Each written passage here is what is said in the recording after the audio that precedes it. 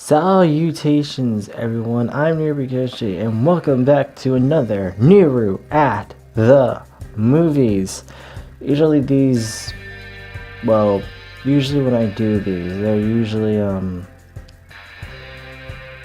let's just say they're usually written down and put on paper in my review page on Facebook, but due to complications that I won't get to by now, I'm just gonna do them on video and talk to you about them, which I usually do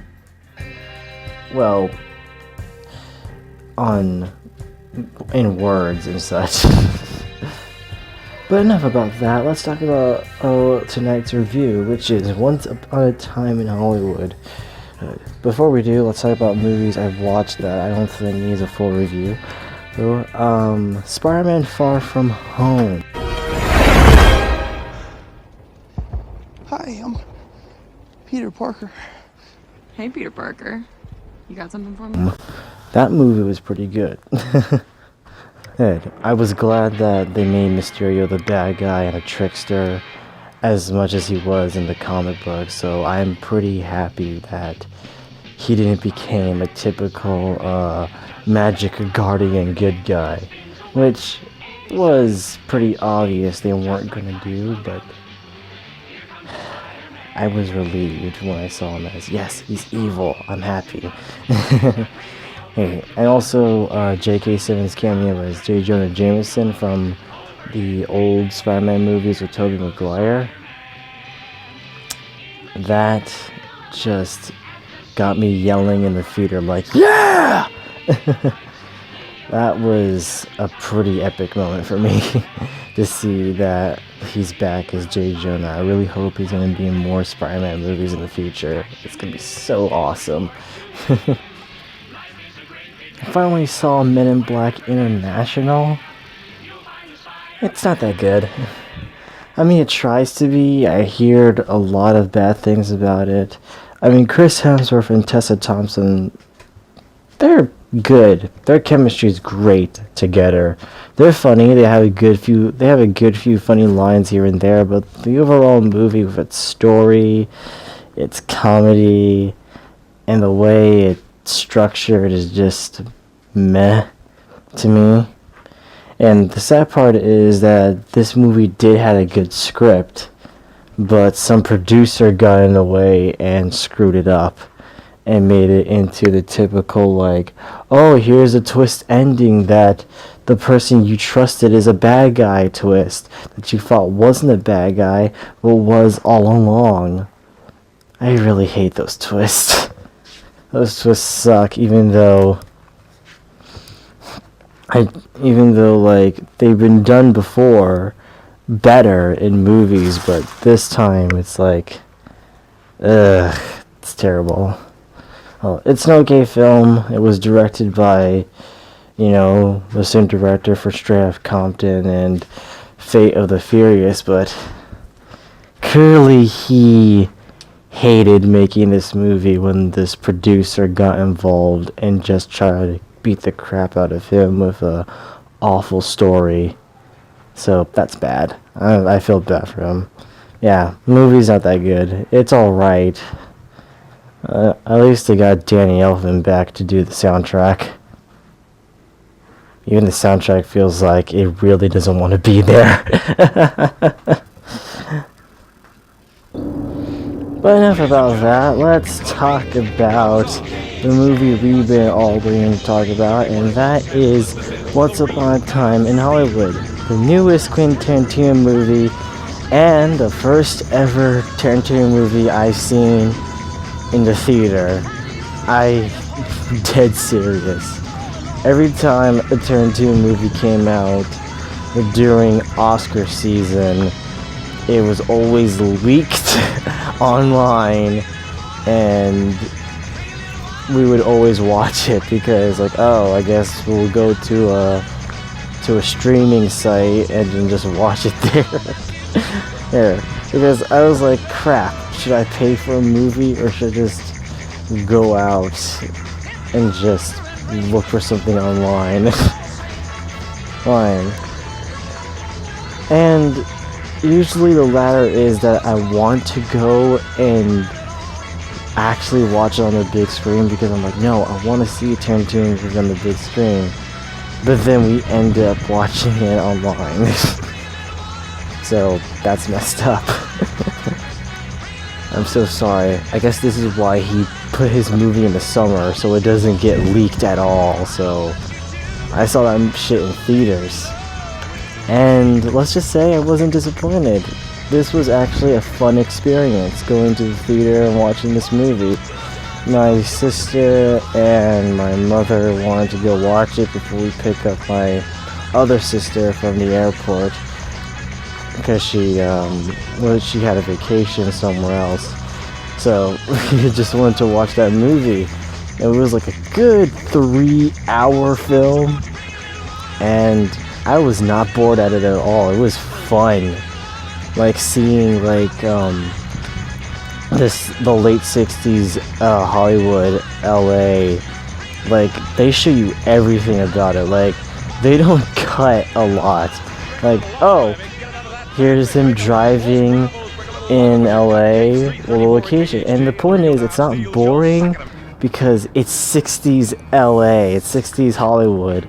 Like, would you really want to go and just let it cut to somewhere else? No. You like to see the scenery, the old period piece like aesthetic of the 60s, of what went down there with the radio on, and the feel of, you know, Brad Pitt like driving his car around this place and going into like a drive-in movie theater where his like home, where his like his mobile home is at. I really enjoyed that. It was actually interesting to see all the things that went around that city and what people did there. It was pretty fun and interesting to see. It was a nice, beautiful aesthetic, like to look at. Just hearing the music. That's like the best thing about Tarantino movies. He takes you on this like musical journey of songs you may or may not have heard before, and then you just be like, I need the soundtrack to this movie right now. And that's usually me. I always get the soundtrack for Tarantino movies because they're always good. They're always good songs to listen to in the car or on your headphones. You know, they're just pretty fun to listen to. I will say this right now. This movie technically doesn't have like an arcing story, so to speak. It's just a movie about two bros hanging out who work at movies together. And that's technically it. Like Brad Pitt or Brad Pitt's character, Cliff Booth, he's a stuntman who drives around his buddy Leonardo DiCaprio, his character is called Rick Dalton, who is so to speak, a washed-up actor who is not doing starring roles anymore. He's doing guest starring roles, but as the bad guy in TV shows he does recently. And Al Pacino tells him straight up, like, yeah, you're a washed-up actor because they got you playing bad guy roles. Like, you're gonna get your ass kicked in all these shows, and that's all you're good for. You're no longer a leading man. Your career is dead, basically. You gotta do Italian movies, which Rick Dalton does not want to do. He's like, I don't want to do no fucking Italian movies. And he starts crying, and then Cliff goes and puts on his sunglasses in the parking lot for him, like, come on, here, wear these. Don't let the Mexicans see you cry. It's so fucking racist and funny. Pretty soon, my favorite scene comes into the movie. One of my favorite scenes in the film, because this film is actually pretty good. for a lot of scenes that are pretty amazing. And that is Rick going on set for a Western TV show called Lancer, which I looked up. It's real, and I was like, oh, okay, that's a real TV show, because I was trying to find out which shows were fictional and which shows were real. And obviously Rick Dalton's show Bounty Law was fictional. Oh, and the movies he starred in with the Nazis getting burned to a crisp, and he's like, "Die, you Nazi bastards!" Ah! Like that was also fictional, which I just laughed because I was like thinking, oh, is this like a callback to Inglourious Bastards or something? Which is technically, that scene is gonna make sense when the movie ends. Like when you see the movie, and be warned, people, this review is gonna have spoilers. So if you don't want to listen to this, well, I will let you know when the spoilers start hitting, because I can say about pretty much everything about this movie except for the ending. So I'll go and tell you when to exit, buy a ticket, watch this movie. It's amazing. Go watch it. It's pretty good. You won't be disappointed. It's pretty fun. And if you think it's boring because of all the driving and music and not a lot going on for a while in some scenes, trust me, just seeing DiCaprio act in a different TV show and his friend Cliff being badass and cool in this movie, it's worth, and the ending to this movie, it's worth the price of admission. I swear to God, it is. Yes, you won't be disappointed watching this movie. In fact, I will watch it a second time when I have the opportunity to. If anyone wants to be like, hey, you want to watch that movie with me? I'm like, yes, it's a good movie. I've already seen it, but I totally want to watch it with you again. Because I really want to see the reaction on people's faces. Well, if I have a friend that wants to watch it, I want to see his reactions all the way through. Like, oh, you're gonna love this. I'll just be silent. Because I think that would be the funnest part about watching a movie a second time with people that haven't seen it, is seeing their reaction. Like, ooh. Anyway, yeah, that Nazi movie. A scene where Rick Dalton burns the Nazis with a flamethrower is gonna make a lot of sense at the end of the movie for two reasons, and one for a joke, and the other because it's a reference to Inglourious Bastards. Buddy, order fried sauerkraut! Damn you Nazi bastards! Which will make sense in the ending. So,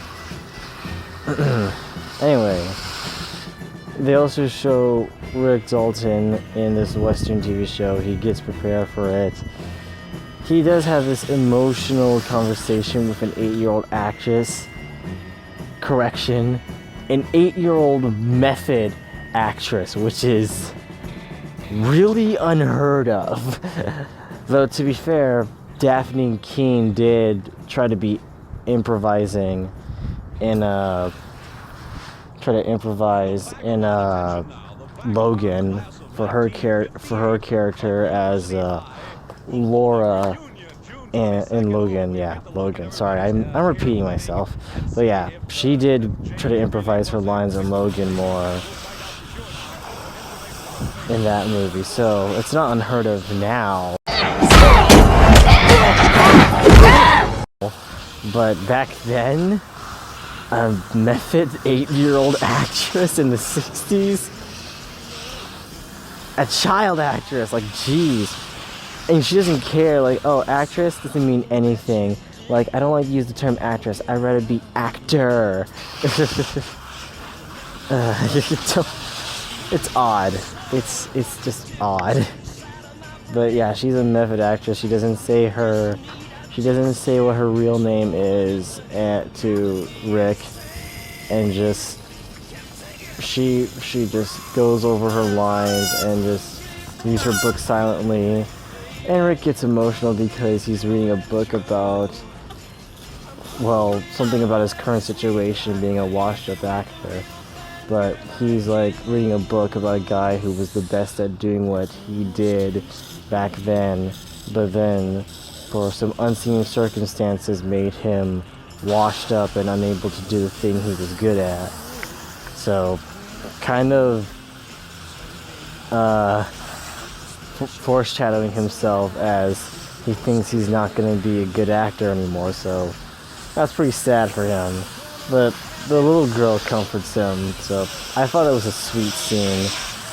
She also talks about she's reading a book about Walt Disney and how he's a genius, and that's also going to come to play too, because a lot of people have been thinking the title of the movie and that girl referencing Walt Disney is actually a subtle reference to Disney movies. So, again, I can't say it because spoilers, but we're gonna get there.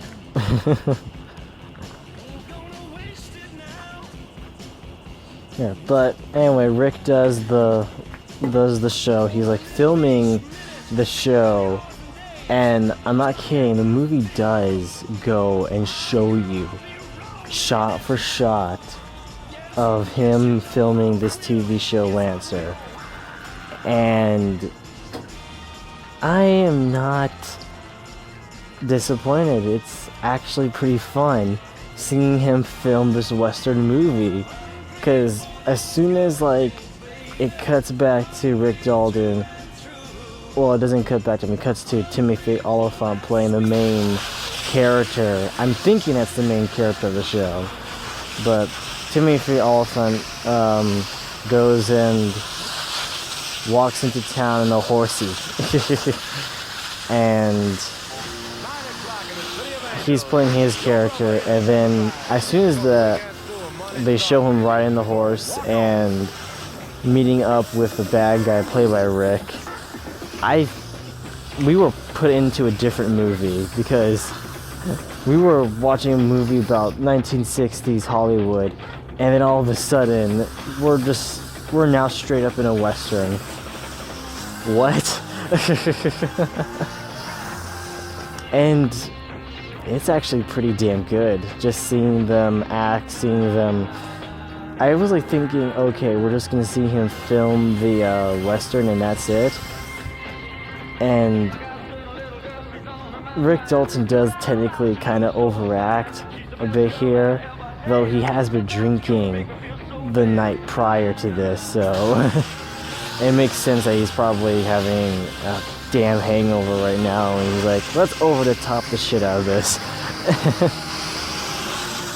But I was like thinking, oh, they're just gonna probably do the thing where they're gonna say cut and action, but they don't do it yet. Instead, it's Rick Dalton, Rick is like messing up his fucking lines, and he's like trying to say something menacing, and then he's like, the line? It did sound like he put a D in it, like he said line, but it sounded like wine, but with a D, like the wine.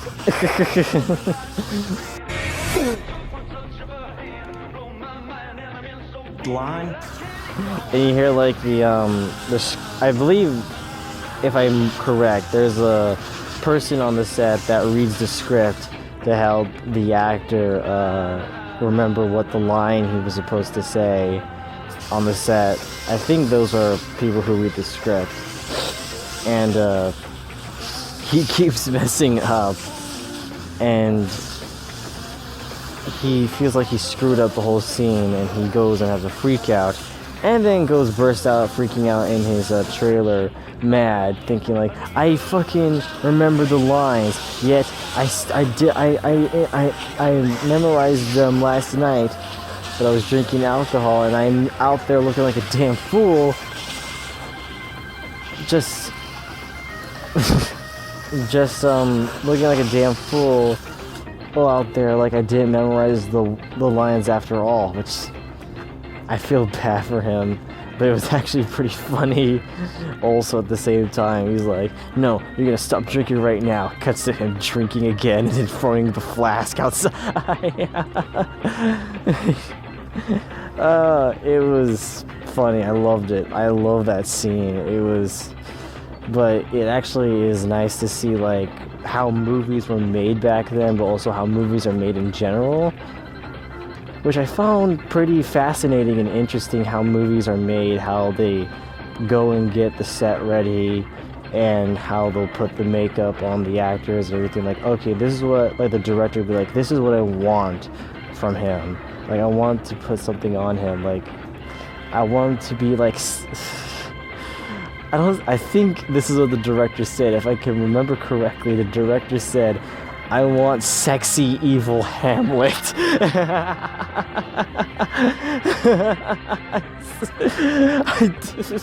what the director legit said. Like, I need to have like a hippie look. Not like hippie now, but like kind of like long hair and a beard. I want sexy evil Hamlet, which is the weirdest thing he ever said.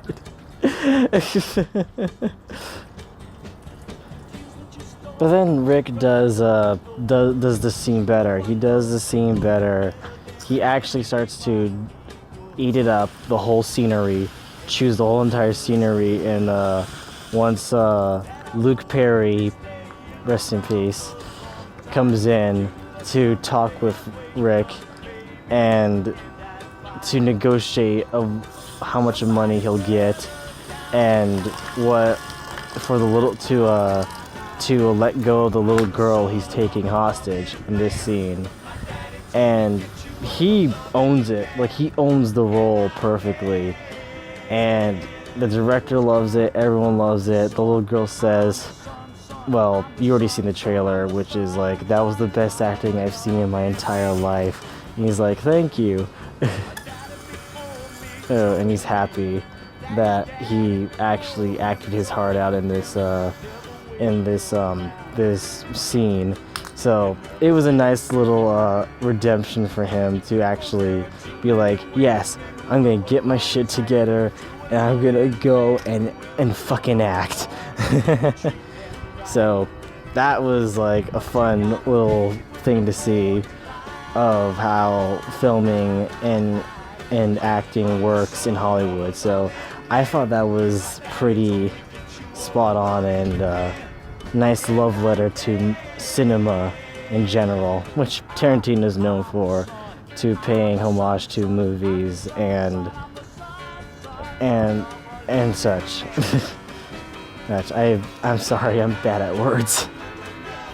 Of course, then there's the other scene I like, the Bruce Lee scene. By the way, this actor, I would say this, I may sound like a jackass for saying this, but this has to be the best ever actor to ever play Bruce Lee. Like, ever. He's got the voice down, he's even got the mannerisms of him down, the personality down pat, the look. He's even got the look down, and it's amazing. He's better than the actor from Birth of the Dragon. He's better than Jason Scott Lee in Birth of the Dragon. No, not Birth of the Dragon. What was it called? Dragon, the Bruce Lee story. Yeah. Okay. Yeah, he's better than him. This actor actually, I believed it was actually freaking Bruce Lee on the screen. Even the way Bruce Lee fights, that dude got it down. Even doing the noises. which Brad Pitt does when he fights, which Cliff Booth does the noise too when he fights Bruce Lee, like, oh. Now I just sound like fucking Crash Bandicoot.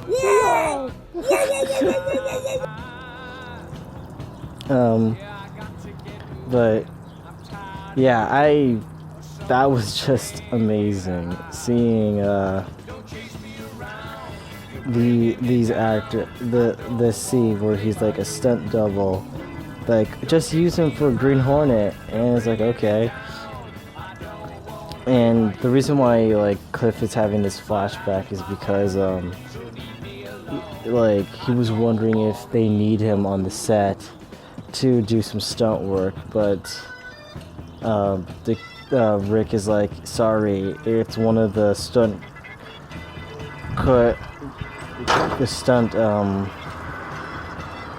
choreographers that did the work on Green Hornet, and he's like, oh well shit.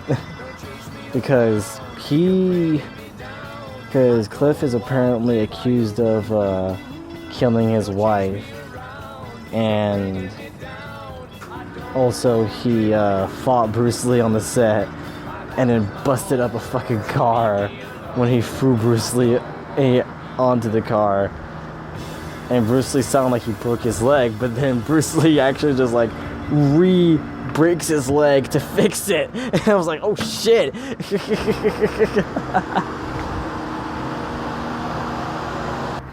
Nobody beat the shit out of Boots. And the whole scene was just about like you can't do it, and then Cliff just cuts back to Cliff present day, like, fair enough. Oh, and then he sees an ice cream truck pass by and had Charles Manson in it, so...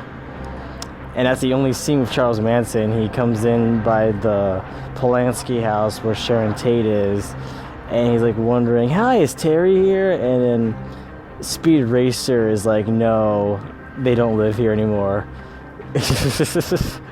I know his name is Emil Hirsch, but, you know, he's also Speed Racer from the movie Speed Racer. I have not seen him in a movie for a long time, so when I saw his face, I'm like, oh shit, it's Speed Racer. He hasn't aged. He looks the same. It hasn't been that long since Speed Racer either way. It's been a good 11 years or so. So it makes sense that he hasn't aged that much yet. Yeah, I forgot to mention that this movie is set around the time the Sharon Tate got murdered and the Manson family killed her. Yeah, I forgot to mention that. Yeah, this movie is about the murders that the Manson family have committed. And yeah, it's I mean, I should have seen it coming, because like Tarantino has said that his next movie was going to be based around the Manson family murders that happened in Hollywood. And he said that, and I was like, oh crap, what is he making? And I was thinking he was going to make a biopic. He wasn't. He just put fictional characters in the movie and just centered them more than actually Sharon Tate. Which, if I'm being honest here, what made the movie drag was showing Sharon Tate just living her life. That's it. Nothing eventful happens with her at all. Like, nothing eventful happens with her. You just see her life. And to be fair, it's because, like, you're seeing her final moments. You're seeing what Sharon Tate does on her spare time. You see her try to, you see her, like, going into a movie theater to watch a movie that she's in, where she goes up to the theater like, hi, what if I'm in the movie? Do I have to pay? Wait, you're in this? Yes, I'm Sharon Tate. And she goes watch the movie, sees people's reactions, puts her feet up on the on a seat behind her that no one's in. Let's get this out of the way. Quentin Tarantino has a foot fetish, by the way. Nothing wrong with that. But in this movie, he shows a lot of female feet in this film. I'm not kidding. Like, he has like an uncomfortable long shot of just Margot Robbie's feet. Dirty, by the way. These feet are dirty as hell. Oh, not only that, one of the girls from the cult also puts their feet up on Cliff Booth's dashboard on his window shield, and it's also dirty, and I'm like, Jesus Christ. And the actors are talking, like, you see them talking in the car, but what's distracting you is the feet on the window shield, because that's like taking the center of the fucking scene, and your eyes will keep looking back at those feet. Like, Jesus Christ. Oh my god. It makes me remember the scene from Scott Pilgrim vs. the World where Ramona takes off her boots and reveals her foot, one of her feet. And I was listening to a commentary when that scene came on, and the director said that, Mary, when she did that scene, she looked up to me and say, that was for Quentin. It's true, he really said that. I'm not kidding. Buy the DVD, buy the movie, and listen to the commentary on that specific scene with the director commentary on, and he will tell you that she actually said that. Why do I get the feeling Tarantino's next movie is just gonna focus on the feet of women characters and not show their faces at all? For some reason I'm thinking that right now. But yeah, that's all Sharon Tate's things. You see her having fun, going to parties, talking with friends, going to places. What else? Oh yeah, she is pregnant also, but that's like later on. Like, she's pregnant, like 6 months later she's pregnant. And goes out with friends, have a drink, except for her because, you know, she is pregnant, can't go and drink alcohol. And they go home while her friends get high as shit.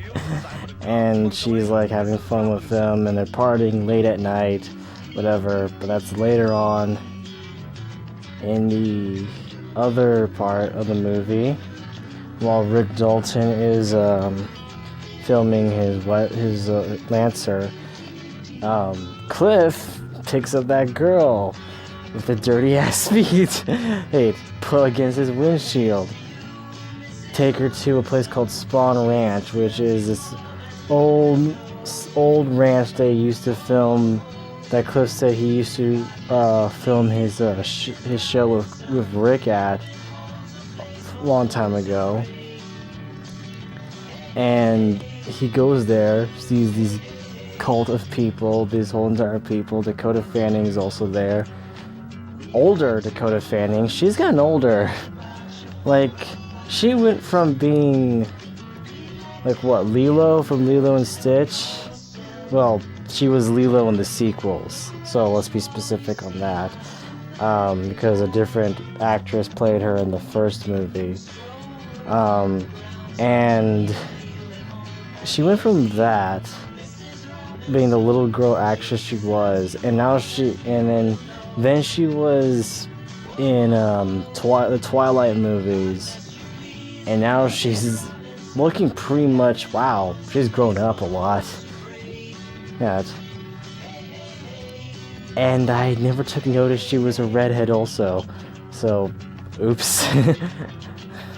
Oh, she was dirty blonde at best. Oh yeah, she was in My Neighbor Totoro with her sister Elle. Elle's grown up too, but she's younger.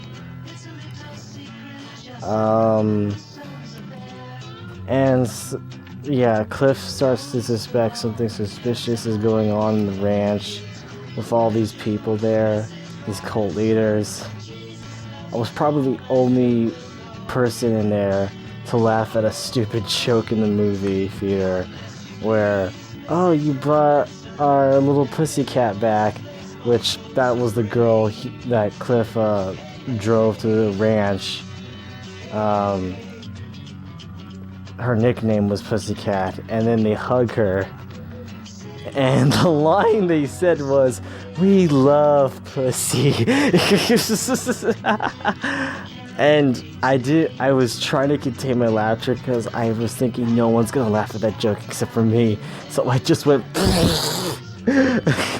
in the theater hoping no one heard that. And I just had a big fucking stupid smile on my face, like, why the fuck did I laugh at that?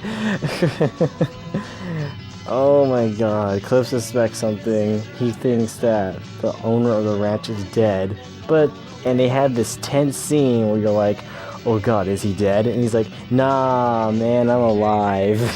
And all the people are pissed at him, like, why did you have to see him, huh? Was it really worth bothering his nap? Yep, because George is blind? You thinking that we're not trying to kidnap him? No, I don't think that at all. So you think nothing's wrong? I wouldn't say that. You embarrassed me. Me. And Cliff's like, yeah, I'm sorry for that. As soon as he goes to his car, the tire is slashed, and he looks at this dude, and he's like, this ain't my car, this is my boss's car. Takes out a spare tire out of the trunk, and also the stuff to help fix it, and he goes up to the guy like, fix it, fuck you, punches the dude in the face. One of the girls is played by Maya Hawke, Uma Thurman's daughter. If you may know her from Stranger Things Season 3, or if you haven't seen Stranger Things Season 3, then watch this movie to know what Maya Hawke looks like. Like, just look for her in a car at night, in the third act, and I think you can spot out who she is, because she does look like her mother a bit, you know. We're gonna go to spoiler territory, everybody. So, since I'm wrapping this video up way sooner than I expected, me talking about how this film is amazing, just seeing, I think it's just beautiful how they show 60s LA. It's just so beautiful to look at, honestly. Like, the looks of it, like, I don't know how they did it.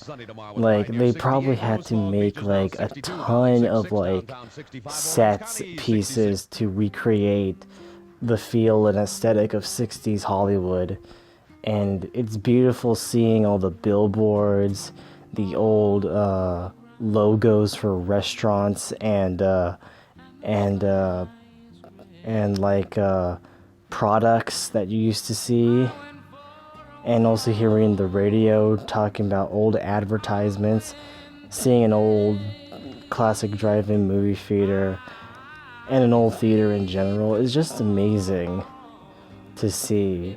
Like you see them back to back, and it's just so beautiful to look at. I don't know, I just love how this movie like takes you back to a different time period in LA, because this is something that Tarantino has done in movies before. Like Django, you felt like, oh, you're taken back to the Old West, and you're seeing the beautiful landscape and scenery of this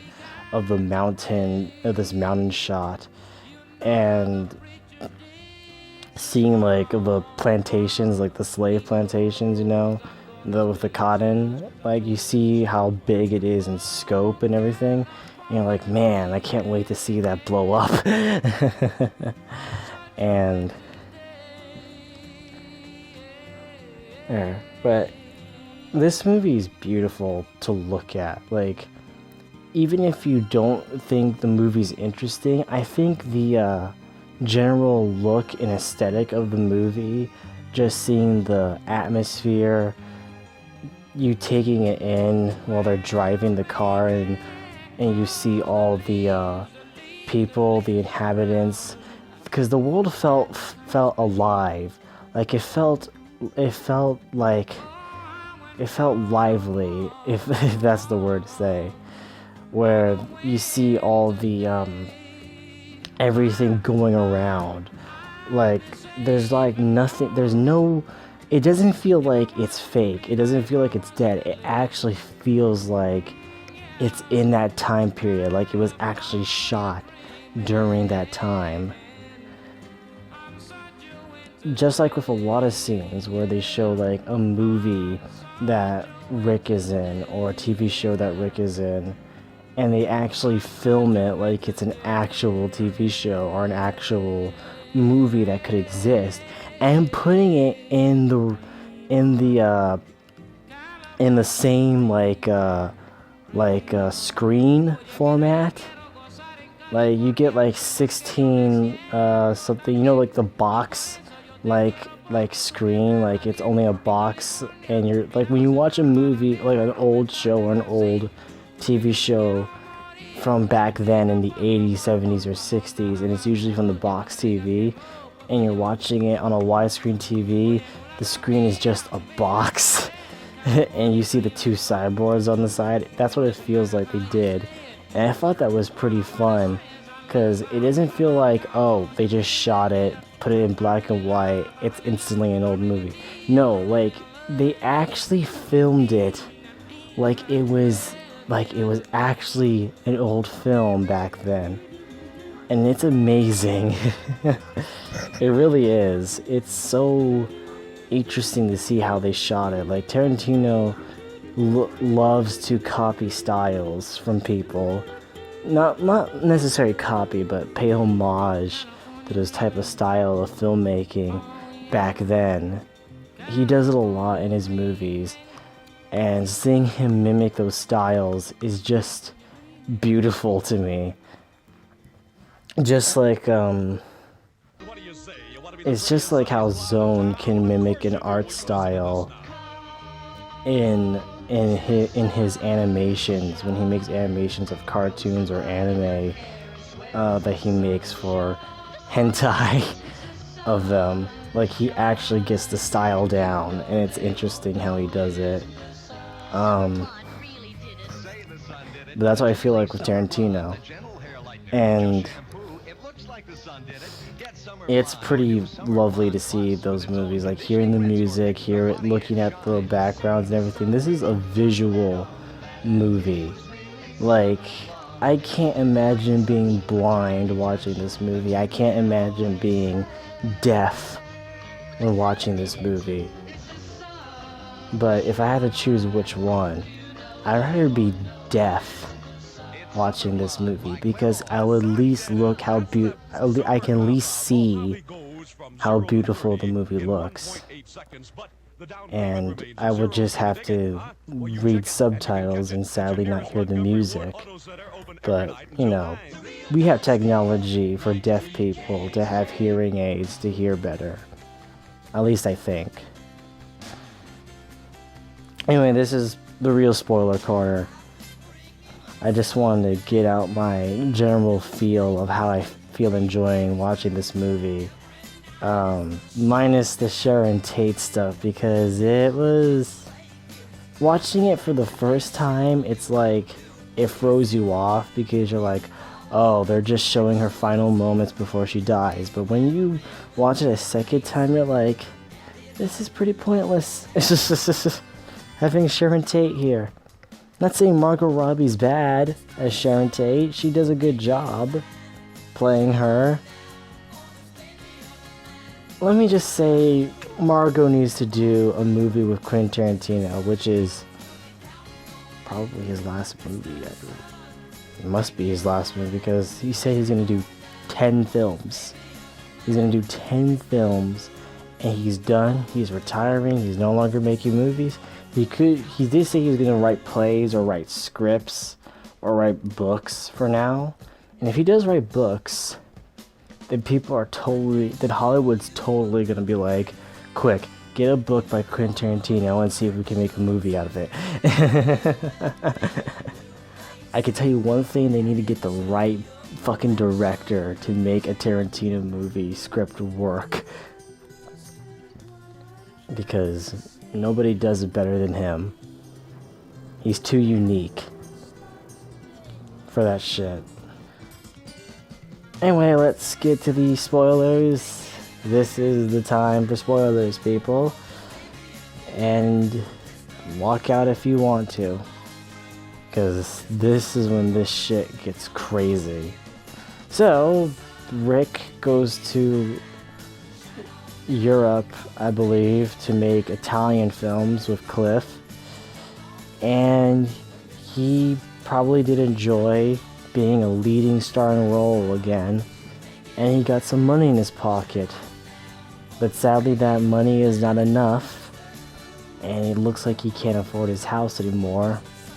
Neither can he afford Cliff anymore to drive him around, so he's probably thinking of moving back somewhere else that isn't LA or Hollywood. And once they got out of the plane, they went home, dropped off Rick's new wife and Cliff's dog Brandy off in Rick's house, and they went to get shit-faced in a Mexican restaurant getting drunk. And I was like thinking, oh, we're gonna see a conversation between them, they're gonna talk, they're gonna have fun between friends. Sucky part is they don't do that. They don't show them talking a lot, which I'm guessing they did had a long scene where Cliff and Rick did talk and had a conversation between each other and them as friends, which I really wish they had, but sadly I guess they had to cut it for time. And they sadly didn't see that. And yeah, as I said, Sharon Tate is pregnant, hanging out with friends the same time Rick is hanging out with Cliff. And then they all came back to their houses exactly probably midnight. And then Cliff walks his dog while smoking a 50-cent LSD dipped cigarette.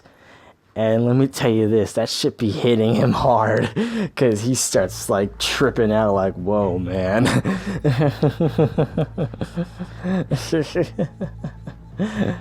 Oh, it's funny, yet it's so interesting how he's just high as shit right now. And he's like, damn, well Rick is like making margaritas. But while he's making margaritas, while Cliff is walking his dog, he sees the three of the killers from the Manson family, 4 of them actually, go up and drive to Sharon Tate's house because they were about to kill Sharon Tate, but they were stopped by Rick. Out of all people, with a fucking blender full of margarita, like, motherfucker, what are you doing here?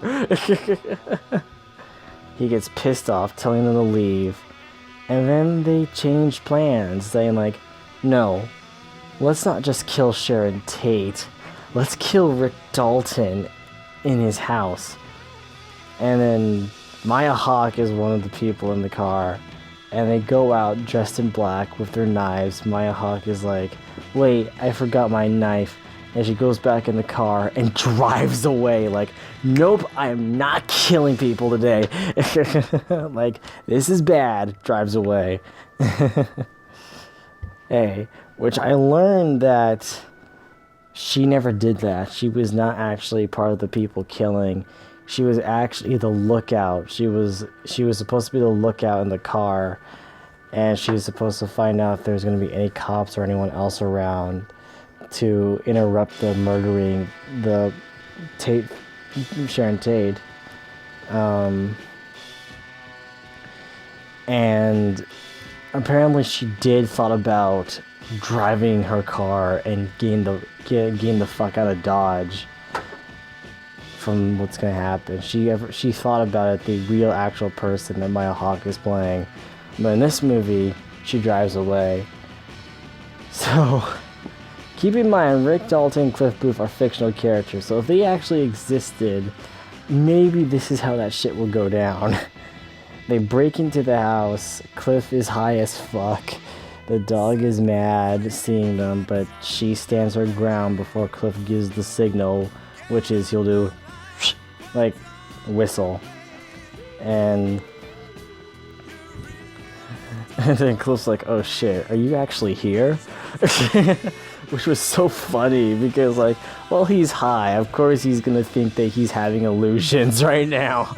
And then, like, the fucking, like, one of them texts.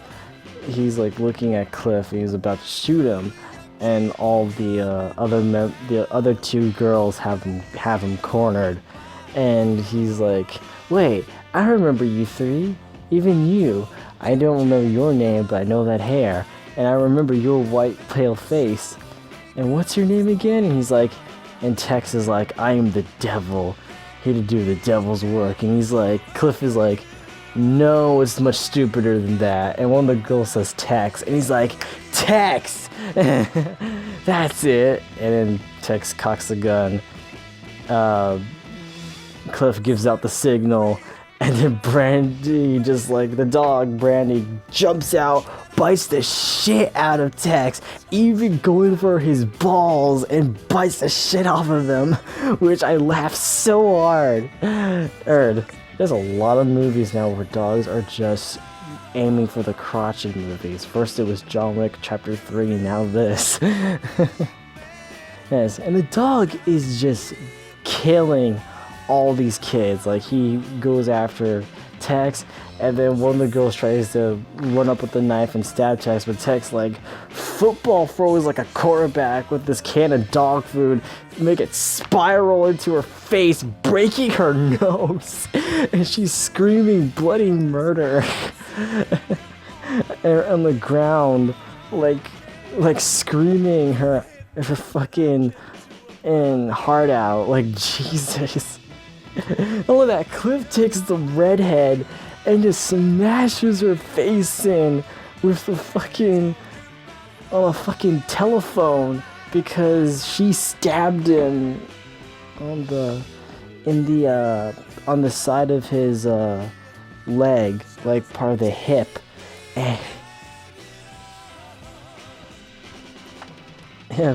And he's like fucking beating the shit out of her, like smashing her face on the telephone, smashing her face on the fucking fireplace, smashing her fucking face in on a fucking poster, like the glass breaks and he keeps smashing her face on the goddamn coffee table until she's like dead as fuck. Tex is dead. His balls are destroyed. Oh wait. And the other girl who got also ripped apart from the dog while firing a gun, she's like running away and then crashes through the window, and then Rick is like at the pool listening to music with his headphones on, so he hasn't heard this the whole time. And he's like, what the fuck? And he sees the girl like bleeding, covered in blood, with a gun and a knife, and firing the gun everywhere in the air. And Rick just like swims away out of the pool, goes into his tool shed while the girl is like in the pool screaming and yelling and firing the gun. And remember what I said about the Inglourious Bastard scene from the movie? That's flamethrower that Rick used in a Nazi movie he was in. He takes out the flamethrower from his tool shed, burns the shit out of the girl while she's in the pool to a fucking crisp.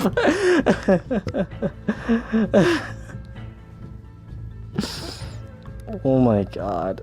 So yeah, those 3 kids that were part of the murders who killed Sharon Tate, in this movie, they died.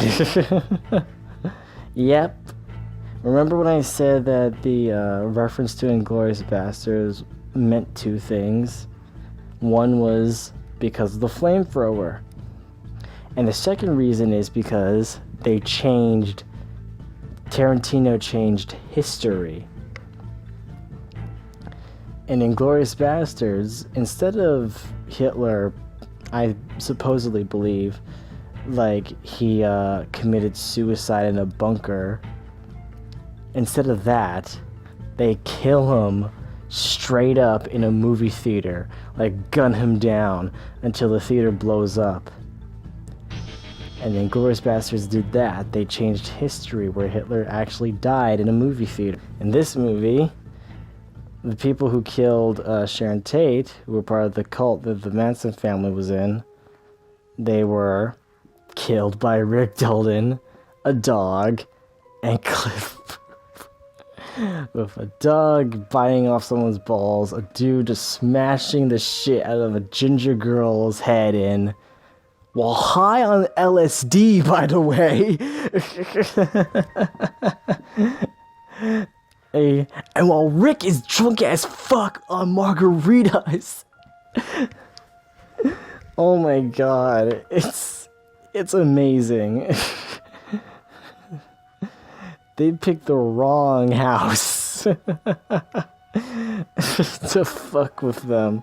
It was enjoyable. I loved it. I loved it so much. And Rick sees Cliff go to the hospital in an ambulance. I can't look at an ambulance the same again after seeing Kira from JoJo's Bizarre Adventure getting his head smashed in from a backing up ambulance. Literally bite the dusto. Pretty soon, like, Rick and Cliff have one final moment together, like, hey, you're my best friend. And he's like, I try. You're a good friend, Cliff. And the movie ends where Rick is finally meeting Sharon Tate for the first time, and the movie ends there. Where Rick is actually finally meeting Sharon Tate and Roman Polanski, and they all have a nice conversation and drink together, and they all live happily ever after. This is like a Disney movie, as people said, and the reason why I'm saying it's like a Disney movie is because people are saying, like, Disney is well known for taking well-known properties, like dark stories, like fucked up dark stories like Hunchback of Notre Dame or Beauty and the Beast, etc., or Pocahontas, because they changed history on that too, and taking them and making it more positive and have a happy ending instead of a dark, sad ending that ends with death. And that's what Tarantino does in this movie, where he just changes history and say, hey, Sharon Tate didn't die. She's actually alive. She actually has her baby. Continues her movie career. And probably Rick actually gets a role in a movie that Roman Polanski might put him in. So yeah, it's a happy ending, like a Disney movie, only with more violence and cursing and such. But is this Tarantino's best movie? Not a lot of people say it is. I wouldn't say it's not his best, but to me, I consider it my favorite movie now. It's like on the top of my list. It's like replacing one movie as number 2 spot, and the number 2 spot is Once Upon a Time in Hollywood now. So yeah, this is now officially my favorite movie now of all time. One of my favorite Tarantino favorite films. I love the aesthetic of it. I love the love letter to 60s movies and movies in general and cinema. I love the soundtrack, and the actors do a great job. It's not a perfect movie at times due to some lagging, but I say I love it. And I give it a 9.8 out of 10. Anyway, I'm going to end this video here. If you want more reviews, I will try and make more. Anyway, see you guys in the next video. Ciao, darling.